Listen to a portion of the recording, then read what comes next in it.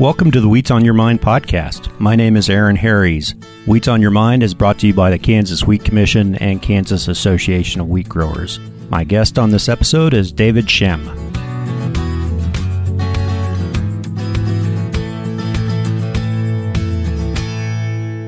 The Trump administration recently appointed David Schemm as the new state executive director for the USDA Farm Service Agency in Kansas.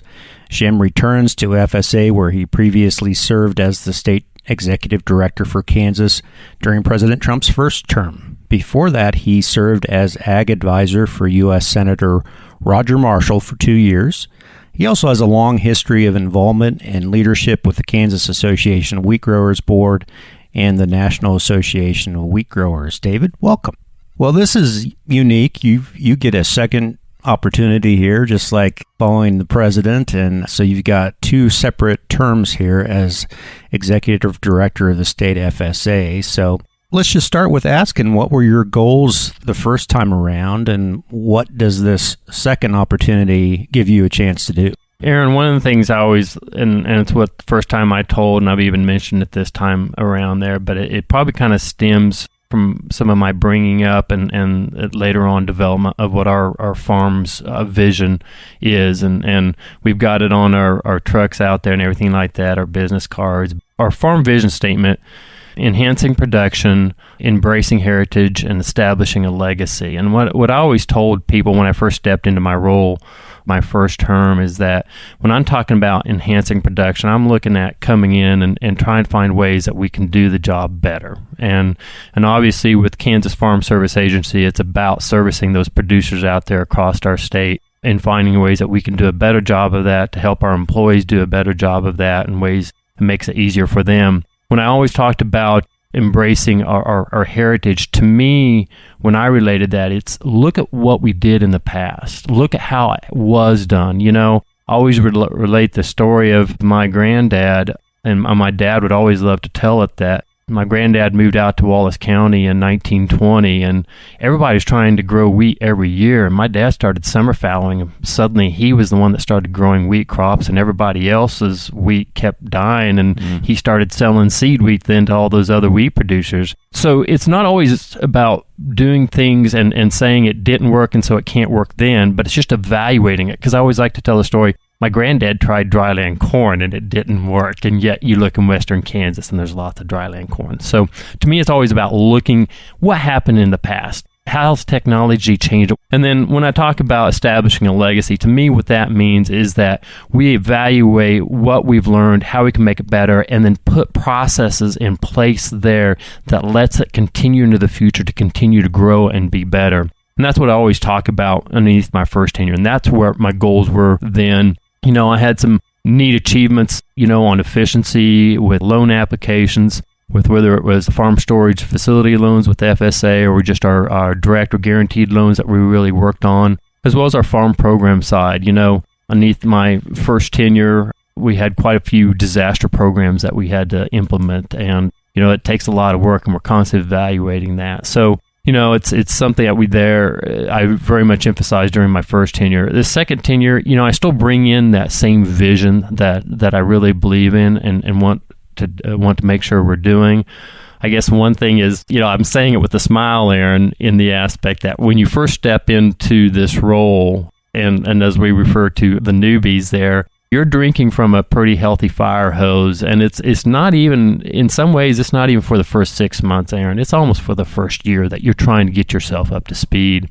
When I've stepped into it this time here, obviously things have changed over the past 4 years here as I've stepped into it, but there is a lot of it that's kind of like riding that bike that you're quickly getting back into it in there. And so to me, I guess there's an excitement there in the aspect that I can quickly start working and looking at some of these things out here. It was a goal underneath my first tenure to visit all of our county offices. We have 96 county offices around the state, and that's going to be something I'm going to be doing again. I think this time I'm not going to have quite the deer in the headlight look, a little bit more wisdom and history there to be able to understand and listen to the concerns that our employees have out there, our county committees have out there, and all that. Well, we didn't have this podcast during your first tenure either, and so we can revisit. It's probably not a happy situation, but you've had to deal with COVID too, when you were state director. So talk about curveballs being thrown at you. Absolutely. That was, I would wish that on my worst enemy going through that. That was a very challenging situation, something that we always laugh about, and I think we can kind of all relate with it, but even within the federal government, is that when you're talking about your position description or what your job entails, there's always a bullet point that says, and additional duties as assigned. Right. Okay, so I think we're all kind of familiar. Well, when COVID hit, I found out that my additional duties as assigned is that I, for the state, was now considered the lead emergency manager coordinator for all federal agencies. Wow. And so suddenly that gets dropped onto your plate, that you're also trying to work with APHIS, NAS, all these other federal agencies within the state there as kind of quote unquote that emergency coordinator for them. I always tell everybody that going through COVID, just trying to continue from the FSA side, trying to continue to deliver programs to our producers. We were trying to, keep producers relatively safe, keep employees relatively safe, but still deliver those programs. And I just told people, I said, I don't know if I've worked quite that hard. I said, I was taking probably anywhere from 15 to 20 phone calls on Sunday mornings. I'm not even talking Saturdays. I'm talking even Sundays. It was nonstop there, trying to figure out how we can handle delivering these programs. So yeah, COVID was very challenging. I was glad that we were able to continue to deliver programs through that. I don't ever wish to repeat that again. Yeah, always read the fine print of the job descriptions there. Yes. Is the moral of the story.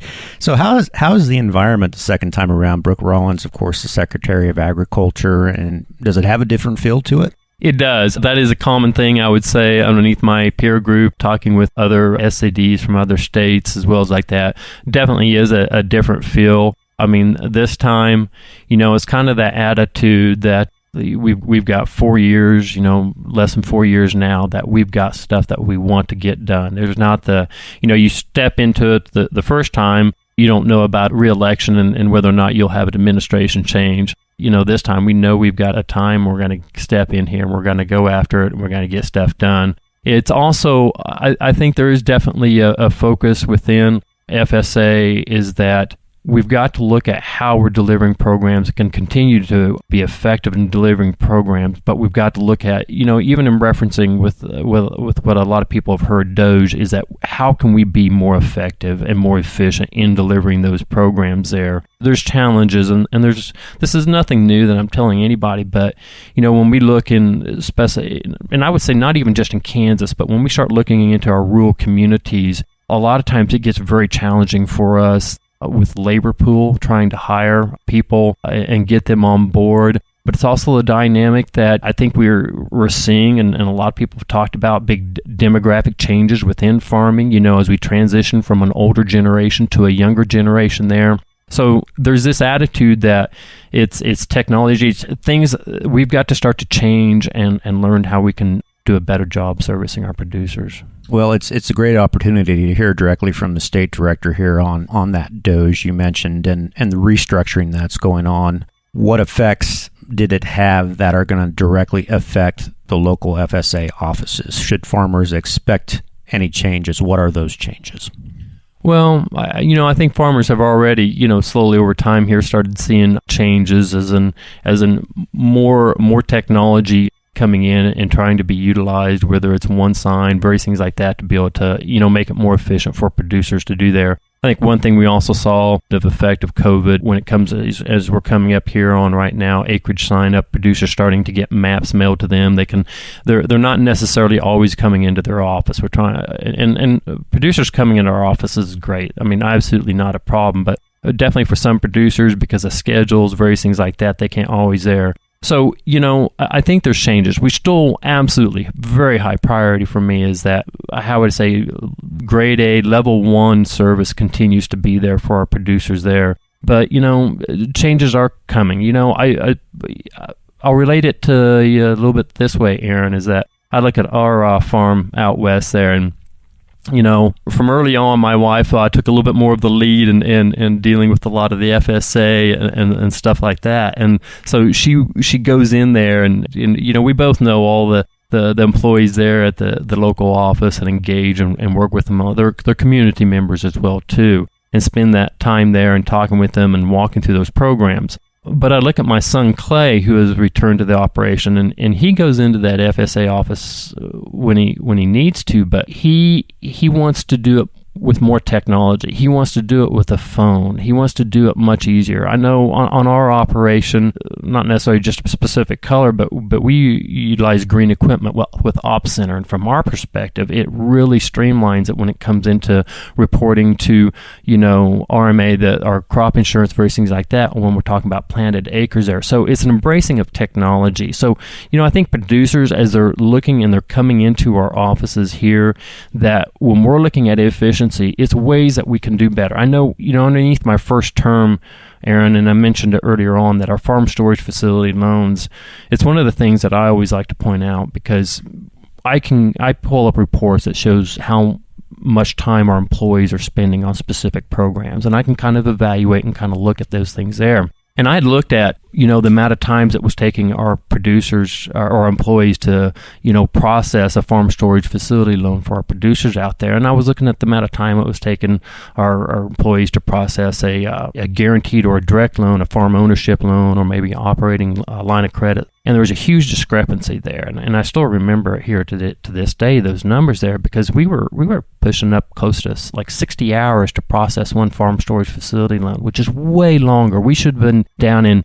15 to 20 hours of employee time there. And it's not a fault of the employee, but what it was is because of the way the program is doing it, an employee, when a farmer would fill out that loan, he would go into his local office, and that whoever employee was assigned to that would struggle to try to work their way through that form and working with that producer, and then they'd have to be calling other people, and it just took them a long time there. And so after looking at that and doing some discussion and talking with my various teams there, I said, we've got to change this. And I said, I want to change it not from the producer standpoint. I said, but we've got to work behind it here to change it. What we did is we went in there, and instead of having each office try to fill out these loans, we regionalized it. Oh, yeah. And we regionalized it into 4 locations across the state. So that producer walked into his local office there and said, I want to get a farm storage facility loan. And they would say, absolutely. And that's the same type of response, whether we had it before the regionalization or even after. But what happens after the regionalization is those employees take that application and they kick it off to the regional office, and those employees there see those applications there. And we took that approximately 60 hours of employee time clear down to about 20 hours. And so it's just a huge saving. So that's the one thing that we're kind of, we're evaluating and even looking now is ways that we can embed greater efficiency there for it. We have offices that have maybe only 2 PAs in that office there, program analysts there, working on various things there. Top quality employees, the challenge that we can deal with a lot of times with them is that, one's an expert and it's CRP sign up, and they're the expert on CRP, and they're trying to work with either a customer or work through that CRP applications, and the other employee there takes leave that week and goes on a vacation with the family. Now we're down to 1 employee there, and then every time a producer calls or walks in, it interrupts her. And again, it's not anybody's fault or anything like that, but how can we take that and make those processes more efficient so that we can get the application filled out quicker? So, again, from what I'm looking from my standpoint is not so much of an effect on the producers and the service they're getting there, but how we can do a better job behind the scenes. Well, it sounds like you've got some really good success stories there. I do want to get into some current farm policy here, but before we do that, you mentioned your son Clay, and we've got a lot of young transitioning generation farmers, some new farmers. So hit some highlights for us as a refresher of some of those different types of loans, especially for young farmers and beginning farmers. What are the programs that really come to mind through FSA that can really help in those situations? Absolutely. Beginning farmers loan is something that I would definitely encourage our producers. I'm trying to remember off the top of my head, Aaron, but I believe as long as you have less than 10 years in farming. And so it's not an age thing. So you can be a beginning farmer at 35 or 40 or 45. It's not an age thing, but it's how long you've been farming. There's opportunities for both operating operating credit as well as farm ownership that you can be able to come in there into our offices.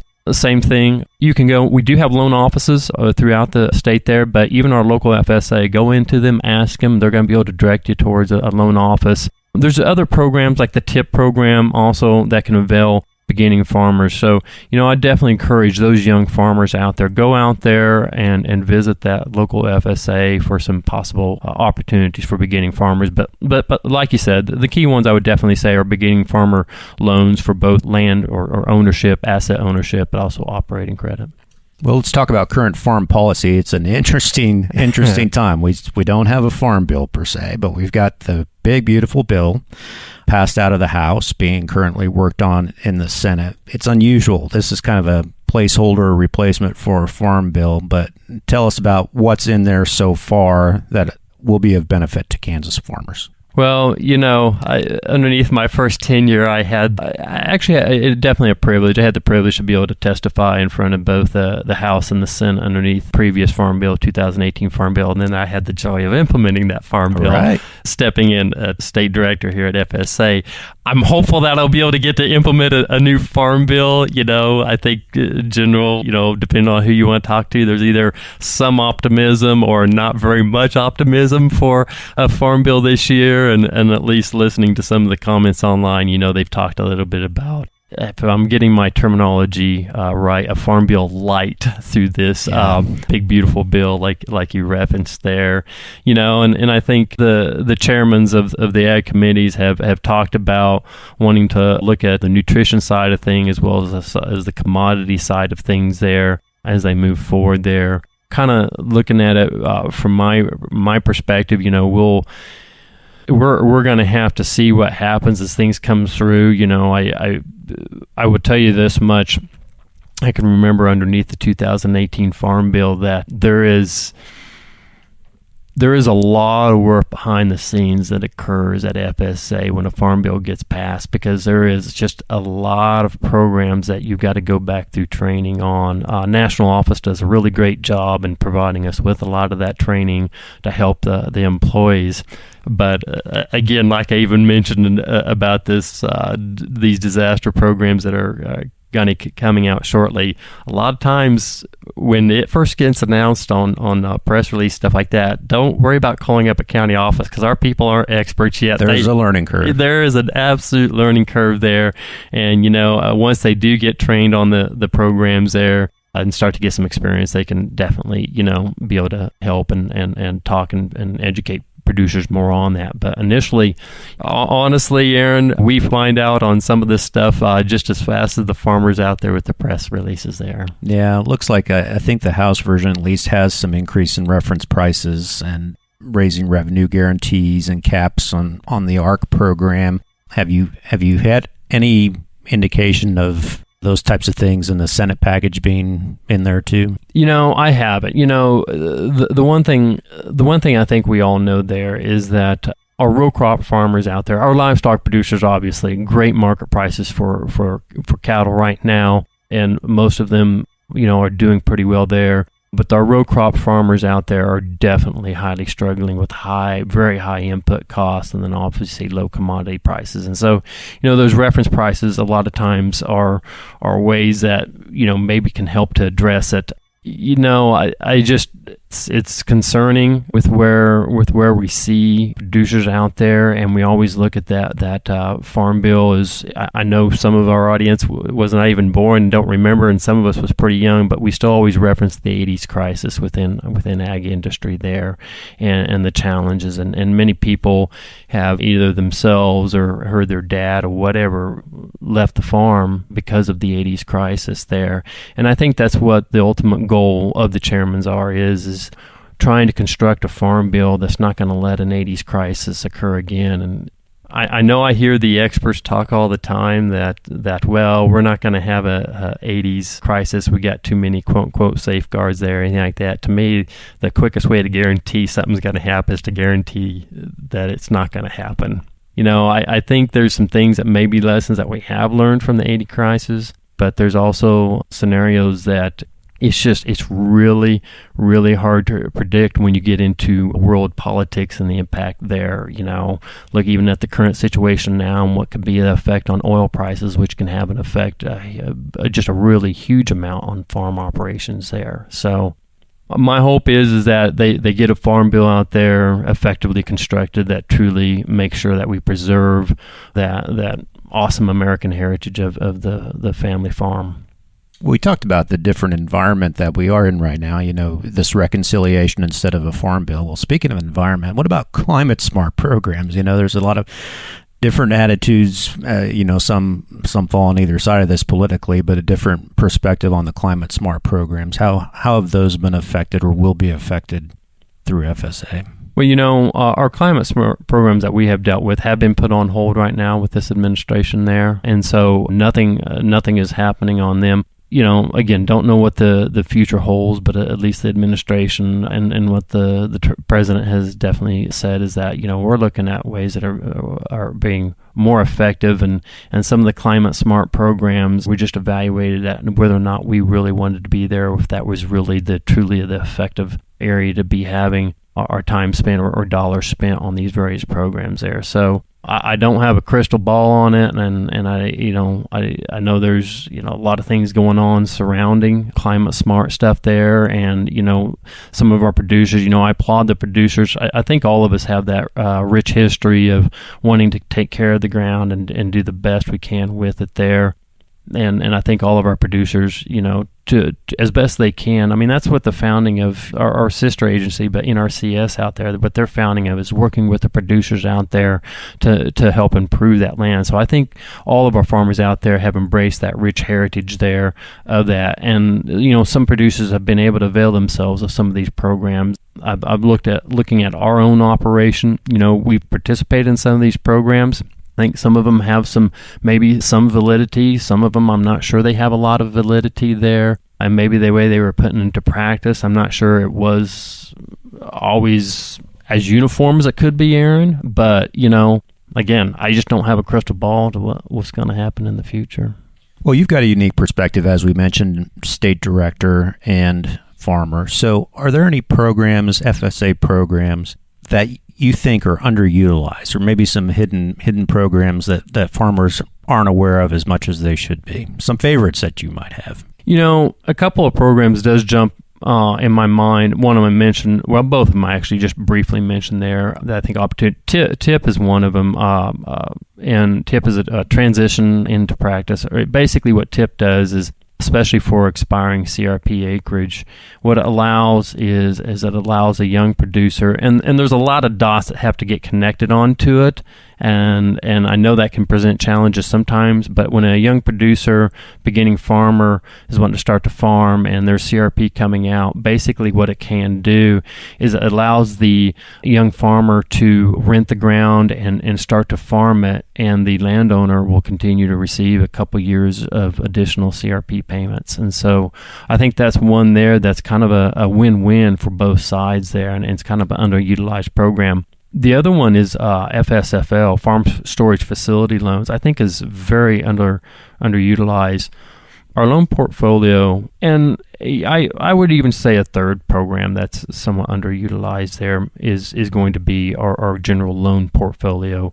FSA, especially when I referenced earlier talking about row crops and the challenges that producers are having right now, is that we provide loans, whether it be on, like I said, farm ownership, buying assets, or operating loans for basically distressed borrowers. And, so when producers can no longer get some type of commercial credit, basically opportunity is you can come into us and we can help to secure that credit for those producers to be able to continue farming, to weather through the low commodity prices, a disaster, maybe they had hail on their farm, drought, various things like that, to be able to help them there. So I think, producers, I know, again, challenging economics here that we're facing. A lot of producers are having some challenging discussions with their commercial lender out there. If you're struggling with that, definitely be reaching out to FSA and maybe we can help. The other program, though, that I think is definitely underutilized, and that's our farm storage facility loan there. And basically, this is open to any producers out there, and it's a reduced interest rate there. as the name says, it allows them to go out there and construct bin facilities. There is some limits on it. It's up to a $500,000 loan on it. But we can work with operations and people as well on that. But the thing I would say too is that I understand that there is some paperwork, but it is a reduced interest rate. But I'm also telling you this, that bagging systems, grain carts, semi-trailers, even skid steers can qualify for these loans because they're all considered part of the grain handling or storage handling with this. And so I think that's one of the programs that out there that really producers could find a lot more value in working with. Yeah, I think an important program if farmers want to capture some of the added value with some of these commodities, they have to find a way to store it on farm. So that's exactly right. So yeah, great program there. There are opportunities, David, for farmers to participate locally in FSA. Tell us about what those opportunities are.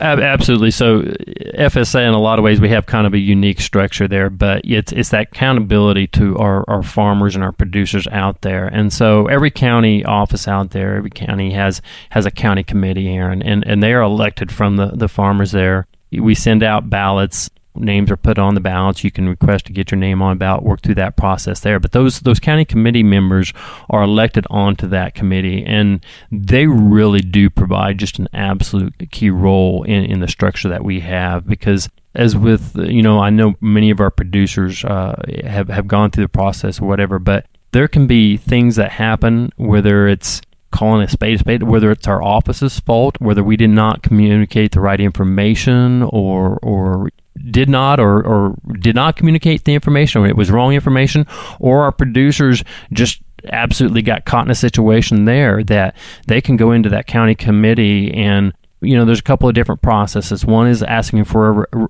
relief, and basically a relief situation is when the producer had a deadline, say on CRP, and he just didn't realize it and he went past that deadline. So he needed to renew it, or he needed to do a maintenance practice on it or something like that.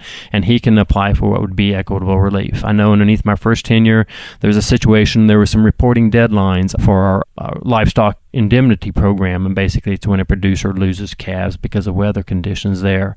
And we had a deadline change there, and a lot of our producers there were missing that deadline there. And so we had to provide equitable relief to them, basically saying a deadline changed that they weren't aware, and so we're going to give them relief there. So that county committee has to go through that process there of granting relief to a lot of times the producers there, whether they decide to do it or decide not to do it. And then it's the appeal side of things there. And the appeal side of things is simply kind of like it says. The producer says, no, this is what should have happened, and he disagrees there, and he has the right to appeal. So he appeals it to that county committee. They listen to the producer. Our staff provides them, with all the documentation information that we have, and then they make a ruling. But that process doesn't necessarily always end there, even at the county committee, because there are situations that on what we would call the equitable relief, that it's a dollar amount above the local county committee's approval. So, they can only approve equitable relief up to a certain dollar amount there. And so on those situations, that then has to be moved up to our state committee. Now, our state committee is a little bit different from the county committee in the aspect is our state committee is like me. They are a political appointed committee there. And so it's a 5-person group there. I'm actually in the process right now of submitting names to the secretary so that we can get our state committee selected and seated on that board there. But, when those dollar amounts on those relief cases are too big, then that goes up to the state committee for their approval there. But the appeals case is also something that many times the state committee has gone through as well, because again, the producer, maybe he still disagrees at the local level there and wants to appeal it to the state committee, and he would have that right. So then he can appeal it to the state committee and let the state committee listen to it there. So definitely ways that we make sure from an FSA that we have that accountability, that we truly are serving our producers and we are sensitive to that there. So that's the process we're kind of going through right now, and it's kind of, again, a unique process with FSA. I just got a postcard in the mail the other day talking about the county committees, so I know the word is getting now. Well, David, best of luck to you in your second tenure here as Executive Director for the state FSA, and thanks for your service. Thank you, Aaron. Appreciate it. My thanks to David Schemm for joining me on this episode of the podcast. If you have any follow-up questions, please email us at podcast@kswheat.com. And to check out past episodes, go visit wheatsonyourmind.com. I'm Aaron Harries. Thanks for listening.